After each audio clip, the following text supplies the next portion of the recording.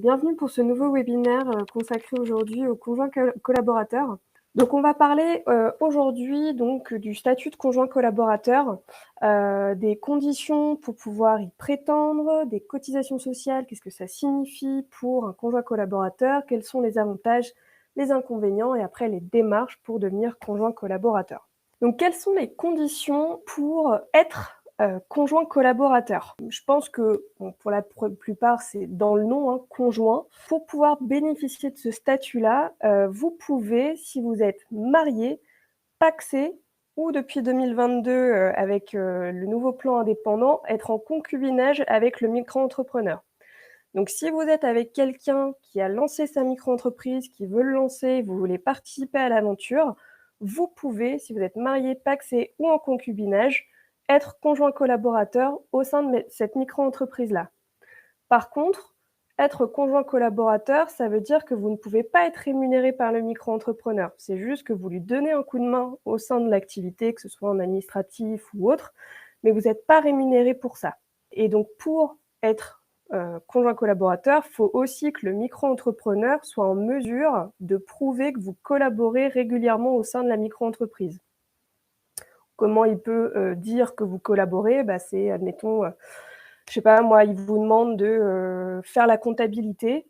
Au lieu de vous le dire verbalement, par exemple par mail, vous envoyez un mail en disant « j'ai besoin que tu fasses ma comptabilité sur une certaine période », ça c'est une preuve pour dire que vous êtes bien, vous travaillez bien au sein de la micro. Vous aidez le micro-entrepreneur dans différentes tâches. Ok ? Par contre, on ne peut pas rester conjoint collaborateur toute la vie de la micro-entreprise. Ok, pourquoi? Parce que maintenant, le plan indépendant qui stipule que le conjoint collaborateur pourra rester sous ce statut-là, mais pas plus de 5 ans. C'est-à-dire qu'au-delà de 5 ans, soit le conjoint collaborateur change de statut, il devient conjoint salarié ou associé, donc il y a plein de statuts qui existent, ou alors il arrête tout simplement sa mission au sein de la micro-entreprise. Mais vous ne pouvez pas rester jusque... je sais pas moi, 30 ans conjoint collaborateur au sein de la micro. Ça, c'est pas possible. Et aussi, si admettons, vous et votre conjoint, donc le micro-entrepreneur, vous divorcez, vous rompez votre Pacs, ou il se passe quoi que ce soit, il y a un changement de statut, le micro-entrepreneur décède ou autre, eh bien le statut de conjoint collaborateur est perdu d'office. Donc pour être conjoint collaborateur, je dois avoir un lien avec le micro-entrepreneur, donc être marié, pacsé ou en concubinage. Donc concubinage, on n'est pas marié ni pacsé, mais on vit ensemble, etc. Je ne dois pas percevoir de rémunération de la part du micro-entrepreneur et le micro-entrepreneur doit pouvoir prouver que j'interviens de façon régulière au sein de la micro-entreprise, de différentes façons. Et on ne peut pas rester plus de 5 ans conjoint collaborateur au sein de la micro-entreprise. La question qui peut se poser aussi, c'est que si, admettons, mon conjoint veut lancer sa micro-entreprise et je veux aussi intervenir, pour l'aider dans différentes démarches parce qu'il est peut-être pas forcément à l'aise ou il n'a pas envie de s'embêter à faire telle ou telle chose, est-ce que je peux être conjoint collaborateur si à côté j'ai une autre activité?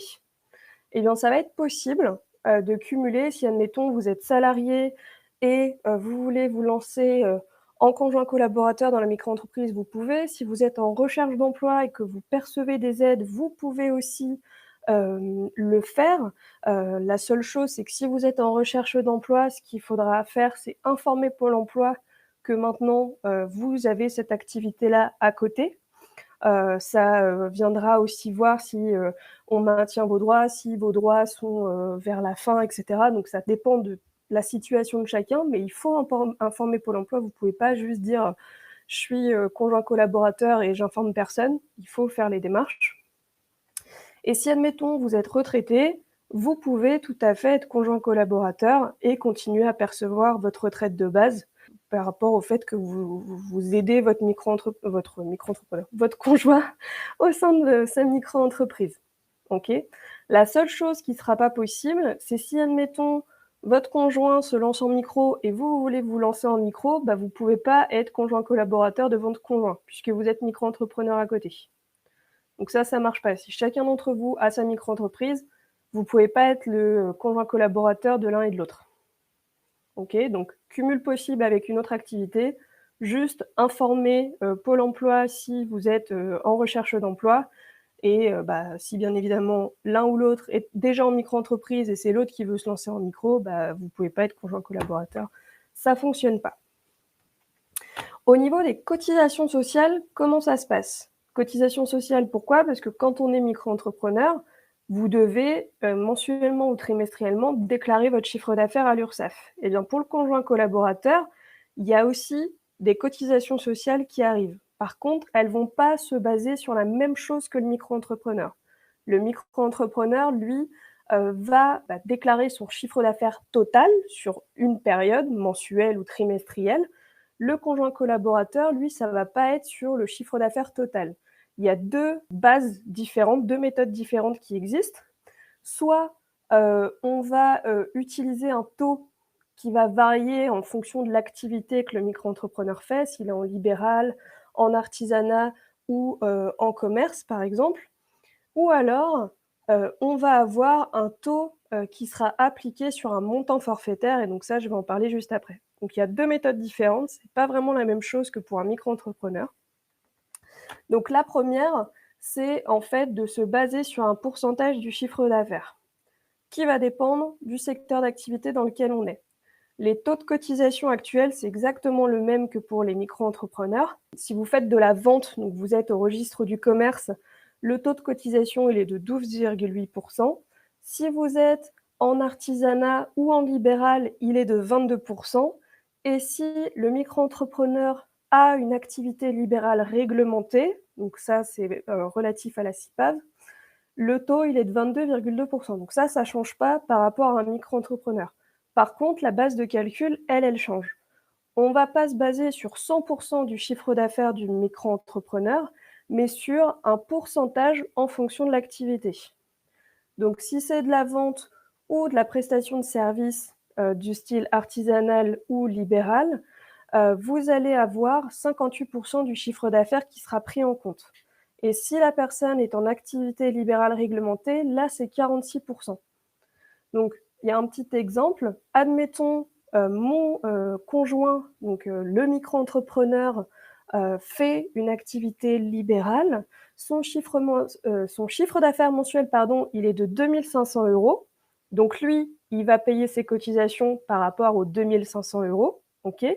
Mais vous allez avoir des cotisations sociales, en fait, qui vont, se, baser sur 46% de son chiffre d'affaires, donc 46% de 2 500 et on va rajouter, les 22%, d'ailleurs il y a une petite fausse, c'est 22,2 s'il est en libéral réglementé, les 22,2%, ce qui donnera le taux de la cotisation que vous devrez payer.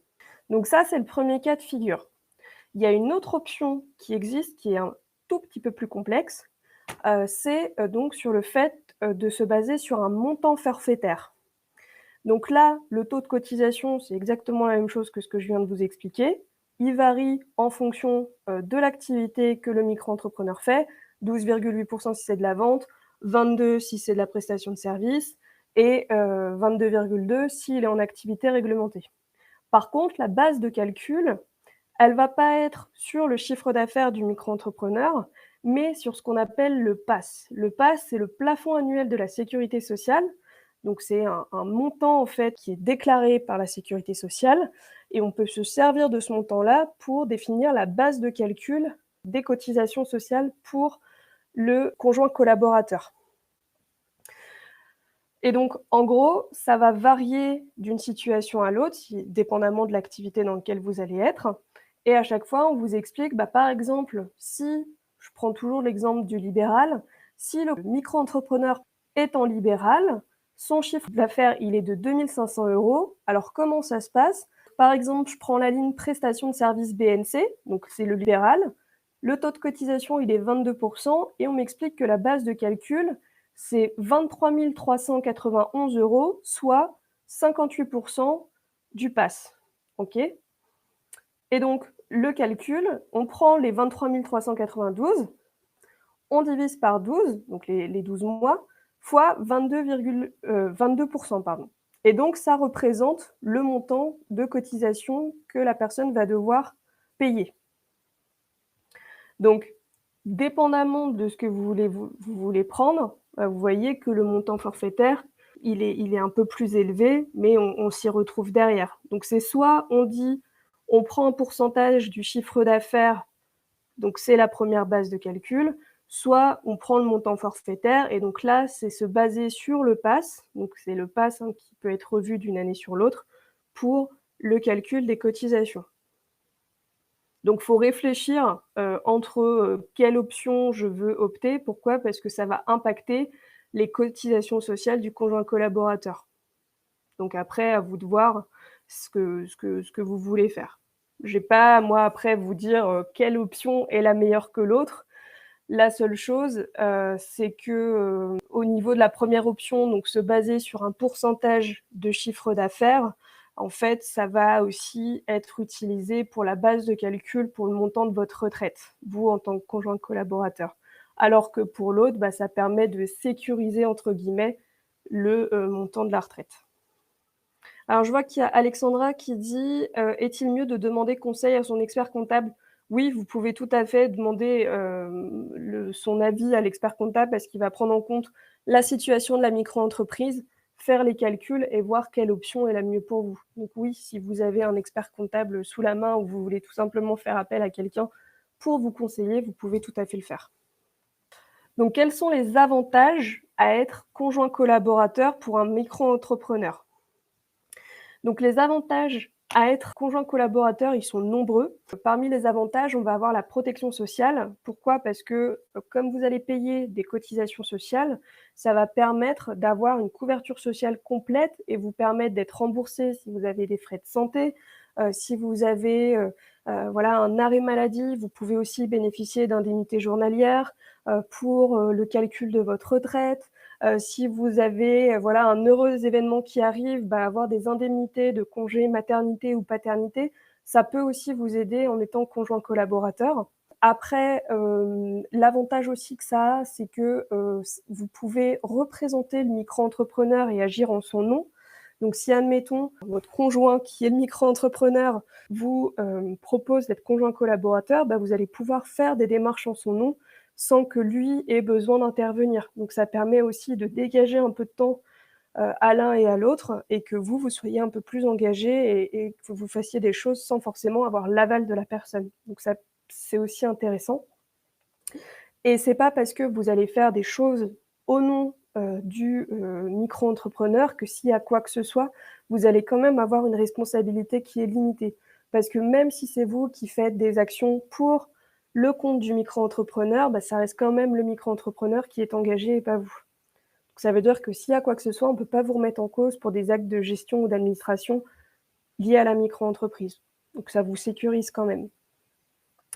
Et le fait, d'être, conjoint collaborateur, ça va vous permettre aussi de faire valoir, des acquis sur expérience. Donc si admettons, vous voulez après, bah, prouver que vous avez fait, enfin vous avez telle expérience dans tel domaine, bah, la micro-entreprise, ça peut vous aider. Vous avez certes été conjoint collaborateur, mais au sein de cette activité-là, vous avez fait de l'administratif, de la gestion, peu importe et comme ce que je disais tout au début, c'est bien d'avoir des preuves de ce qui est fait, bah, vous allez pouvoir aussi attester en disant: «Bah, vous voyez, j'ai fait, tel truc et cetera», voilà. Et donc ça vous permettra aussi d'être conjoint collaborateur, d'avoir des droits à la formation professionnelle continue. Donc si vous voulez vous former derrière, ça vous ouvre les droits aussi nécessaires. Et après les avantages, il y a aussi quelques inconvénients et l'inconvénient, c'est la même chose que pour un micro-entrepreneur, ça va être en fait au niveau du chômage. On n'entend pas souvent un micro-entrepreneur dire qu'il est au chômage. Pourquoi? Parce que les conditions pour pouvoir bénéficier du chômage sont assez, contraignantes. Et donc il y a peu de personnes qui peuvent y prétendre, même si voilà, le gouvernement voudrait rechanger un petit peu ça, ça freine un peu. Donc en fait, être conjoint collaborateur, vous allez pas cotiser à l'assurance chômage, donc ça va pas vous permettre d'avoir des droits chômage par rapport à l'activité de la micro-entreprise. Donc ça, c'est un inconvénient. C'est que vous pourrez pas, voilà, dire: «J'ai été conjoint collaborateur tant de temps, est-ce que je peux avoir des droits?» Non, ça, à ce niveau-là, au niveau du chômage, ça passe pas. Ça, c'est l'inconvénient principal d'être conjoint collaborateur pour la micro-entreprise. Au niveau des démarches, alors c'est assez facile à faire et donc là, c'était une question qui était, tombée tout à l'heure. Quand est-ce que je peux demander à ce que, mon conjoint rejoigne, l'aventure de la micro-entreprise? Il y a 2 options. Soit vous lancez votre micro et donc quand vous remplissez le formulaire, donc dépendamment de ce que vous faites comme activité, c'est le formulaire P0, PL pour les professions libérales et CM pour le reste. Vous avez en fait une case à cocher qui dit, «Avez-vous un conjoint marié ou pacsé exerçant une activité régulière dans l'entreprise?» Donc si vous voulez qu'il y ait un conjoint collaborateur, vous dites «oui», et vous avez la petite case conjoint collaborateur.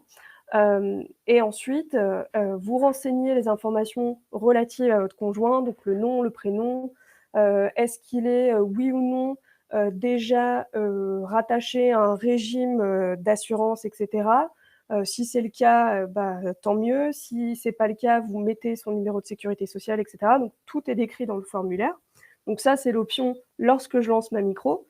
Et si admettons, bah, vous êtes déjà, en activité et que, votre conjoint veut, se rattacher à vous et que, bah, vous acceptez, vous avez en fait jusqu'à 2 mois après qu'il ait commencé l'aventure pour faire la déclaration auprès de votre CFE compétent. Donc c'est soit je le fais dès le départ, soit on acte que, OK, à partir de maintenant, tu commences, bah, au sein de la micro-entreprise. Par contre, vous, en tant que micro-entrepreneur, vous avez dans les 2 mois qui suivent le début de son rôle au sein de la micro-entreprise pour informer votre CFE qu'il y a quelqu'un maintenant qui est, avec vous. Et ça se fait simplement, hein, soit sur le compte, auto-entrepreneur.urssaf, soit, directement auprès de votre CFE. Donc si vous dépendez de la chambre des métiers, chambre des commerces et cetera, vous pouvez faire les modifications. Donc soit dès le début, soit vous avez 2 mois pour faire la démarche.